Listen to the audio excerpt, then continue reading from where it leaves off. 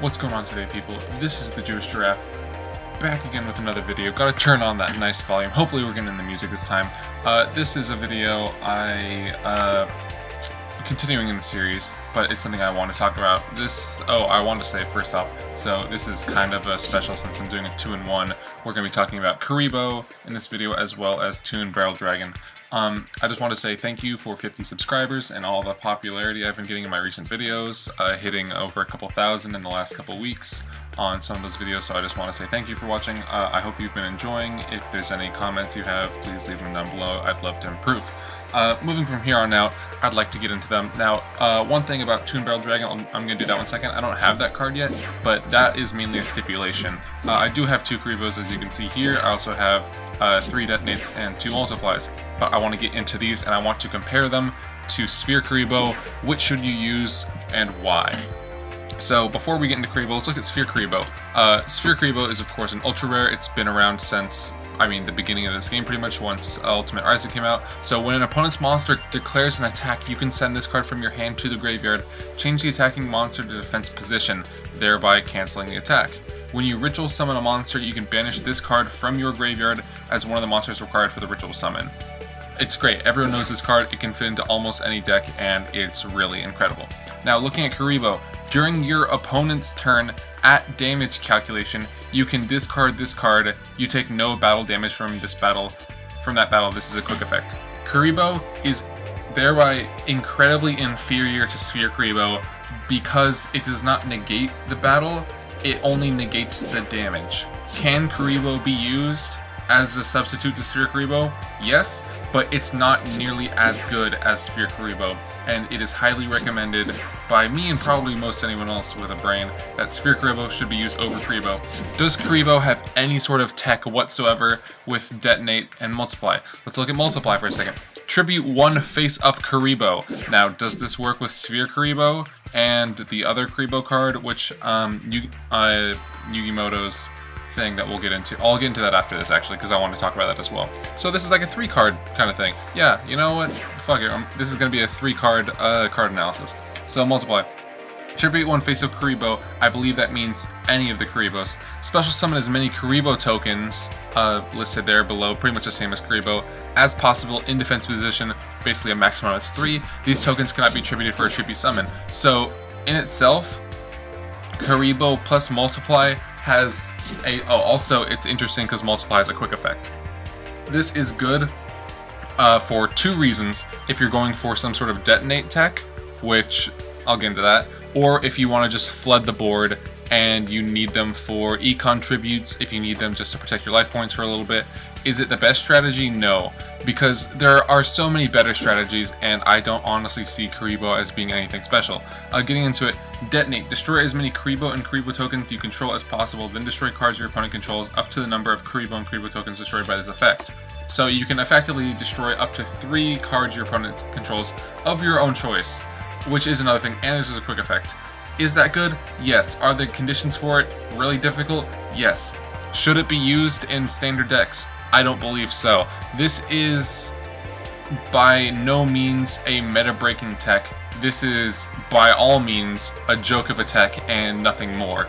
I don't believe Kuriboh will be anything special. I don't see it as anything to write home about, and honestly, if you're running Kuriboh, you should be running Sphere Kuriboh. There could be a time in the future when they take away Ultimate Rising again. I hope they don't, but maybe at that point, if you are a new person and you need one, go for a Kuriboh instead of a Sphere Kuriboh. Could I see you running... I could theoretically see, if you have a deck that would be great with 4 Sphere Kuribohs, I could see you running an additional Kuriboh. If, for example, you only have 2 Sphere Kuribohs and you need 3, I could see you running a Kuriboh as well, but it is preferential to have a Sphere Kuriboh. So, exit without saving, we don't need this deck. Let's get it anyway. So I want to get into... Oh, also, shoutouts to this event. This event is great. I want to talk about... there it is. Relinkuriboh. Relinkuriboh, whatever it is. If this card is tributed, draw 1 card. If a monster you control would be destroyed by battle, you can banish this card from your graveyard instead. This card is significantly better. So let's talk about this for a second. First off, if this card is tributed, draw 1 card. So you need to have this thing on the field, for example, or first off. So it's not as good as Treeborn Frog, which can bring itself back onto the field, but if it's tributed, draw 1 card, that's nice. You can set this thing and then play around. If it survives for 1 turn, that's incredible, but you also need to have the tribute monster. So you can use this with enemy controller, which is what I would say probably the best scenario for using it. You just set it, or you set it, you go for a Econ Tribute Take, and then maybe you want to go for a double summon and then tribute a monster. Like, that's totally cool. That's a good way to do it. If this can get in your graveyard, by any means, do it, because if it would be destroyed by battle, you can banish this card from your graveyard instead. Kind of has the contrary effect to Kuriboh in that you still take the battle damage if there is any, but you do not have your monster destroyed, and it doesn't change your opponent's battle position. Is this better than Sphere Kuriboh? I think no again, but I think it is better than Kuriboh. I also don't know if this works with Multiply and Detonate.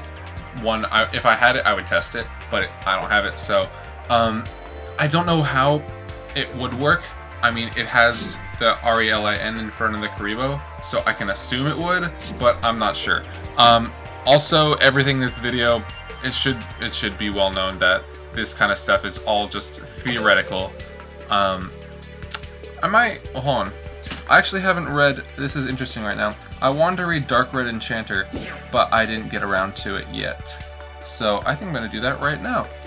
If this card is normal summon, place 2 spell counters on it. Each time a spell card is activated, place 1 spell counter on this card when that spell resolves. This card gains 300 attack for each spell counter on it. Once per turn, you can remove 2 spell counters from the card, discard 1 card from your opponent's deck. Okay, so you know what? I might just talk about this as well, because why not? This card seems really cool, but I don't know. You know what? I'm not going to talk about this. I said I was only going to talk about the other 3. I want to make this a shorter video, and I'm going to stick to that.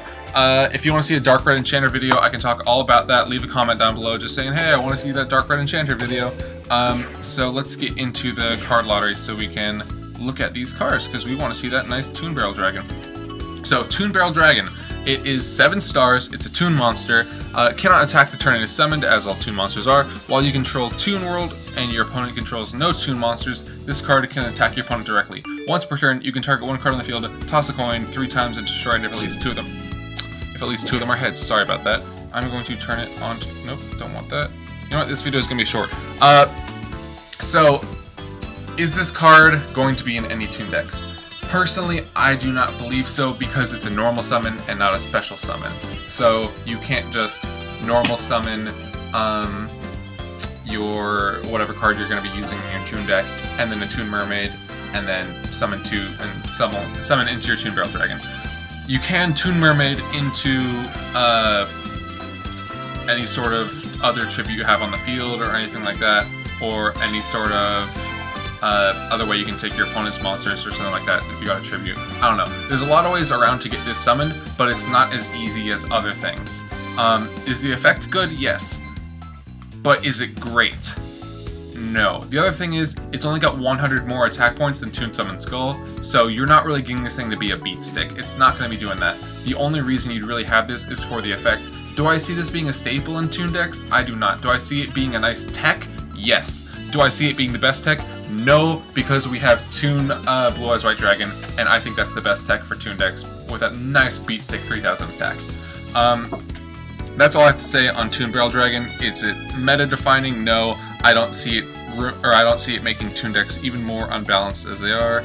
Actually, no, I don't think Toon Balance are unbalanced. Sorry, it's been a long day. I don't think Toon decks are unbalanced. It's just they seem to get more lucky against me than when I'm playing it. So I am going to do I'm going to test out a Toon deck with Toon Barrel Dragon once I get a hold of one. Until then, I just bid you all adieu. I hope you enjoy. If you do, like, subscribe, share, whatever, I don't care.